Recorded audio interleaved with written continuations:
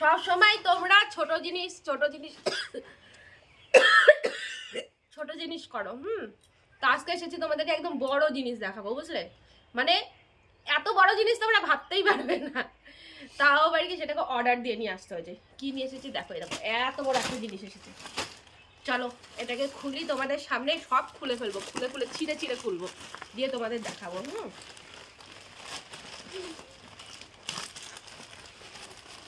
এটা কিন্তু আমাকে একজনে গিফট করেছে, আমার বার্থডে গিফট। এটা জানো, আমার খুব স্পেশাল একজন মেম্বারস আমাকে বার্থডে গিফট করেছে।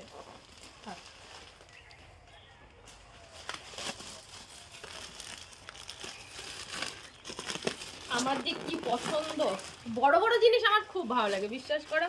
আমি যে বড় জিনিস এত পছন্দ করি।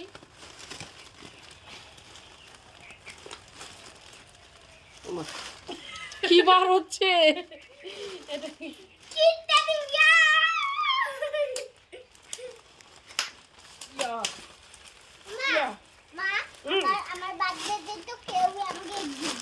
তোমার বার্থডেতে কেউ তোমাকে গিফট দেয়নি?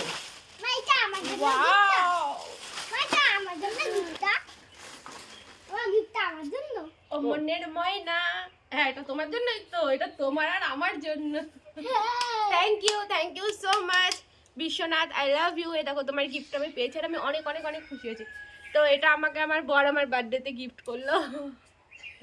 কেমন হয়েছে জানো ভাই? ও তো বাড়িতে থাকে না, তাই বলেছে শোনা তোমার জন্য একটা টেডি গিফট করেছি, তুমি এটাকেই জড়িয়ে ধরে শুয়ে থাকবে। আর এই দেখো আমি এটাকে বিশ্বনাথ মনে করে এটাকে জড়িয়ে ধরে আমি শুয়ে থাকবো রাত্রেবেলা। তোমরা বলো না বৌদি একা একা শো, তোমার কষ্ট হয় না? কষ্ট নিবারণের উপায় তোমাদের দাদা ভাই আমাকে দিয়ে দিয়েছে। কেমন লাগলো গিফটটা তোমরা জানাবে, এখনই জানাবে, কিন্তু জানাতে ভুলবে না।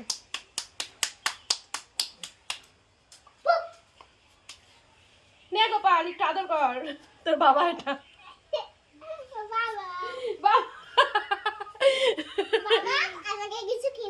হ্যাঁ দেবে।